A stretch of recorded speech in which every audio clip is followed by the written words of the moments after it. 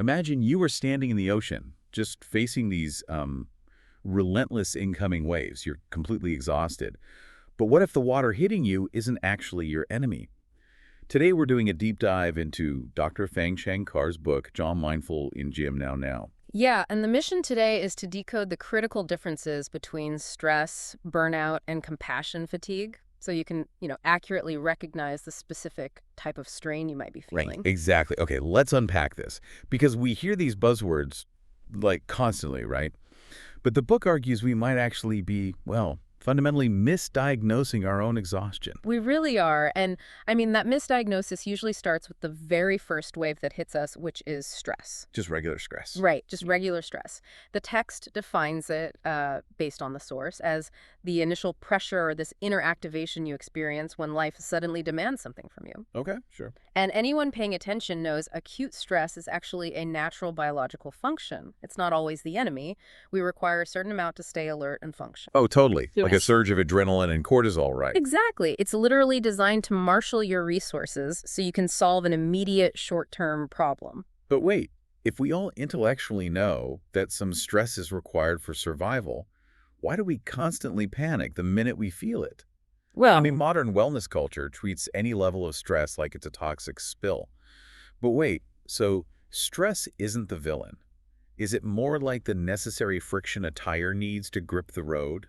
that's a great mechanical way to look at it, yeah. Because without that friction gripping the road, the car just spins out and you don't move forward at all. It really is like that. But, friction is only useful if you're actually driving somewhere. The text brings in this great John Kabat-Zinn quote, you can't stop the waves, but you can learn to surf. Learn to surf. I love that. Right. What's fascinating here is that the initial wave of stress is meant to be a kinetic event. Like, you're supposed to ride that activation energy, solve the problem, and then return to a baseline state.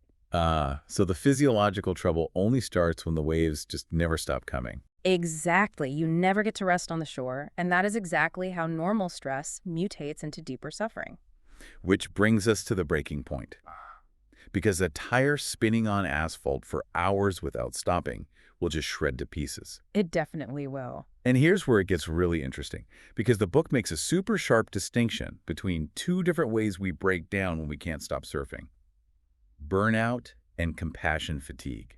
Yeah, they are very different stages. Right. So I always thought burnout was just like your smartphone battery dying from, having way too many apps running. You just plug it in and rest. Well, the smartphone analogy is close, but looking at the actual mechanism, burnout is the exhaustion and depletion that happens when those waves hit for too long without recovery. Okay. It isn't just an empty battery. It's a battery that has permanently lost its maximum charge capacity over time. Your nervous system literally gets stuck in a chronic state of activation. Oh, wow. So it's fundamentally damaged. Basically, yeah. Over time, your brain actually downregulates dopamine production.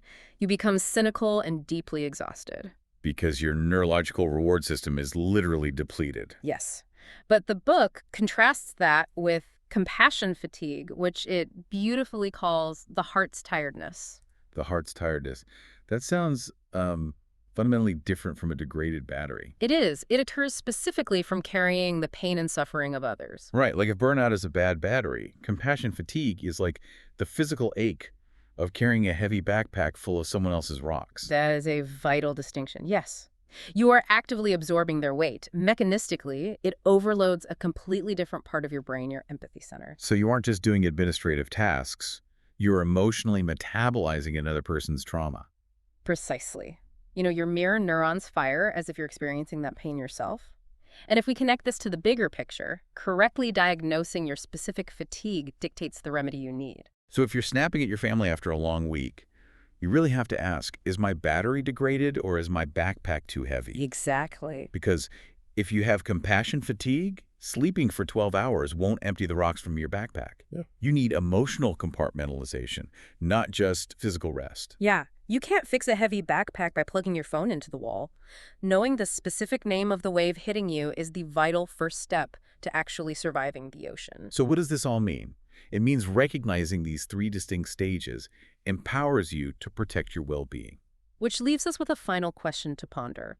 If the book argues that self-care is how we sustain our care for others, what small wave can you practice safely surfing today before the real tide comes in?